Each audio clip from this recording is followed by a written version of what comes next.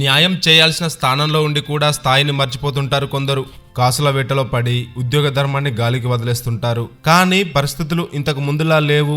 సామాన్యులు ఎదురు తిరగనంత వరకే ఎవరైనా రుబాబు చేయగలరు. ఒక్కసారి సామాన్యులు ఎదురు తిరిగితే ఎలా ఉంటుందో బాగా అర్థమయ్యేలా చేసింది ఓ సాధారణ మహిళ.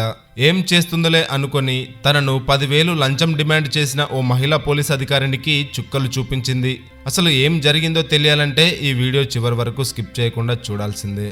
అది ఉత్తరప్రదేశ్లోని పిపరైచ్ పోలీస్ స్టేషన్. బీహార్ రాష్ట్రం భోజ్పురి జిల్లాకు చెందిన అంకిత పాండే ట్రైనింగ్ పోలీస్ గా జాయిన్ అయ్యింది. పోలీస్ ఎగ్జామ్స్ లో క్వాలిఫై అయ్యి పోలీస్ బెటాలియన్ గ్రౌండ్స్ లో ట్రైనింగ్ తర్వాత గ్రౌండ్ ట్రైనింగ్ కోసం పోలీస్ స్టేషన్ కు వచ్చింది. ఇంకేముంది, ఒంటి మీద కాకి చుక్క పడగానే పెద్ద ఆఫీసర్ అయిపోయానని ఫీల్ అయ్యేది అంకిత పాండే. అంతేకాదు ఇంకా తనను ఎవరు ఆపలేరనుకునేది. ఈ క్రమంలోనే పిపరైచ్ మండలంలోని బెలేకాంతా గ్రామానికి చెందిన ఊర్మిళాదేవి కుటుంబ సభ్యులపై 2024 సెప్టెంబర్ 27న గృహహింస కేసు నమోదయ్యింది. ఈ కేసుని ట్రైనీ పోలీస్ అంకిత పాండేకి అప్పగించారు పై అధికారులు. ఏదైనా కేసులు సాల్వ్ చేయడం, ప్రాసెస్ చేయడం చేస్తే పోస్టింగ్ వచ్చాక కేసులను త్వరగా డీల్ చేసే అవకాశం ఉంటుందని ఈ కేసుని అంకితకు ఇచ్చారు అధికారులు. కానీ అంకిత మాత్రం స్టేషన్ లో తానొక్కతే కేపబుల్, అందుకే ట్రైనీ అయినా తనకు ఆ కేసుని అప్పగించారని ఫిక్స్ అయిపోయింది. ఇక మనల్ని ఎవడ్రా ఆపేది అన్న రేంజ్ లో రెచ్చిపోయి ఫీల్ అయిపోయింది. అయితే ఆ గృహహింస కేసులో తన భర్త, కొడుకు, కుమార్తెకు సంబంధం లేదని,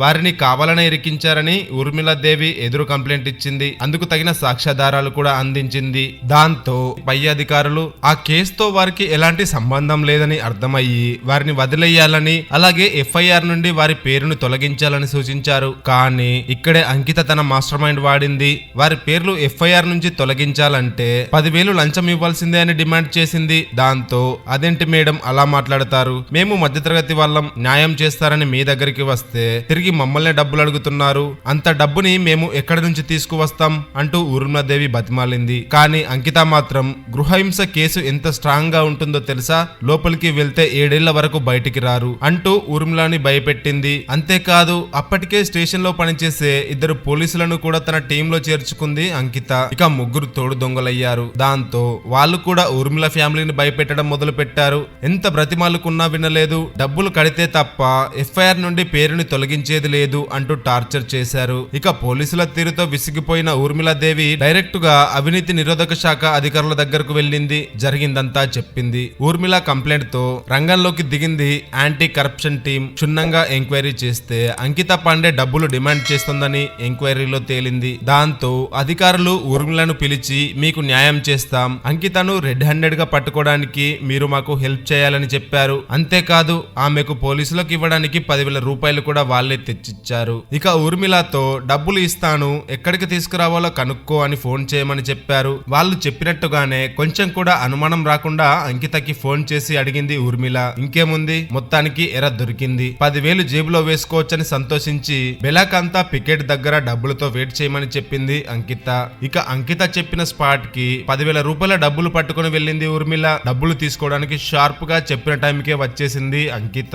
ఆమెతో పాటు 2 తోడు దొంగలు కూడా వచ్చేశారు. ఇక అంకిత ఆలస్యం చేయకుండా ఊర్మిళ దగ్గరికి వెళ్లి డబ్బులు తీసుకుంది. అయితే ఎప్పుడైతే ఊర్మిళ చేతుల నుంచి అంకిత చేతుల్లోకి డబ్బులు మారాయో ఆ వెంటనే మఫ్టీలో ఉన్న అధికారులు అంకితని చుట్టుముట్టేశారు. దాంతో అంకితతో పాటుగా వచ్చిన 2 పోలీసులు పారిపోయారు. అంకిత కూడా పారిపోవడానికి చాలా ట్రై చేసింది, కానీ వీలు కాలేదు. యాంటీ కరప్షన్ టీం కి లంచం తీసుకుంటూ రెడ్ హ్యాండెడ్ గా దొరికిన అంకిత పాండేపై క్యాంట్ పోలీస్ స్టేషన్ లో కేసు నమోదు చేశారు. ఇంకా 3 నెలల్లో ట్రైనింగ్ కంప్లీట్ అయ్యి పోస్టింగ్ తీసుకోవాల్సిన అంకిత ఇప్పుడు కోర్టుల చుట్టూ తిరుగుతోంది. అడ్డదారుల్లో సంపాదించేయాలి, కోట్లు కూడబెట్టేయాలని చూసే ప్రతి ఒక్కరికి అంకిత పాండే కేసు పెద్ద గుణపాఠం అని చెప్పుకోవాలి. అయితే ఈ రోజుల్లో అధికారులు లంచం తీసుకోవడం కంటే తప్పుడు పనులు చేసి తప్పించుకోవడానికి మనమే లంచాలు ఇచ్చి అధికారులను లంచగొండులుగా మారుస్తున్నాం.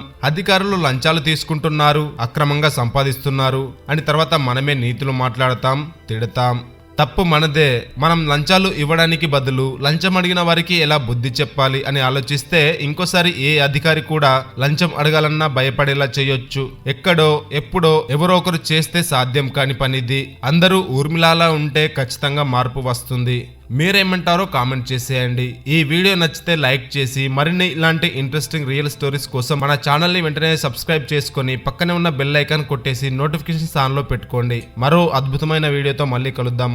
వీడియో చివరి వరకు చూసినందుకు ధన్యవాదాలు.